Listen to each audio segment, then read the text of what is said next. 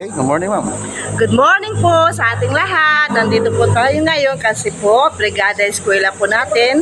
Halina po kayo makiisa, makipagtulungan sa ating paralan para sa ikakaunlad ng ating paralan. Mabuhay po tayong lahat. So ano pong gagawin natin ngayon, ma'am? Ang gagawin po natin ngayon ay, unang gagawin po ay paparada po muna tayo. Then pagkatapos ang parada, meron po tayong short orientation. And then after that, maglilinis na po tayo sa ating mga kwarto po. So ang barangay council po ng barangay Tarisi, nag-schedule po kami ngayon, ma'am. Then kami ay tutulong sa inyo. Tapos yung parada, so naghihintay po tayo sa mga kasama natin. Ano Ay, po? opo. Thank you po, Kagawad. Dahil yung barangay captain natin, ang mga kasama po nila, mga tanod, Jerry. Kagawad officials, SK officials, Yes po.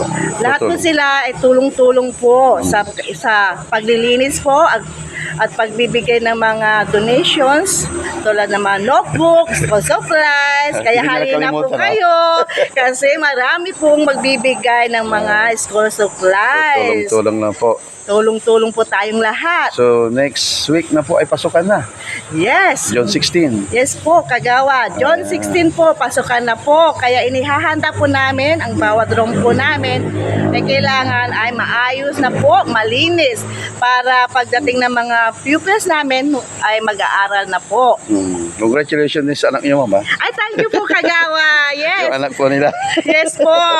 Blessing po yan. Yes. Kag-graduate na po siya sa PNP Training Center sa Yan. Arengay po, June Okay, 23 congratulations po. sa kanilang anak. Panganay na. Yes po, Kagawa, panganay ko po si John Berson po. Alam ba ninyo, dito po siya nag-aral sa Tarese Yun. Integrated School mula elementary po hanggang senior high school po. Dito po siya nag-aral. Okay. Yes. Thank you po. Sa susunod uli. Yes po, Kagawa. Thank you po, Kagawa. Good morning po sa ating Ma'am lahat. Susan de la Cruz. Cansino de la Cruz. Thank you po, ma'am. Thank you po.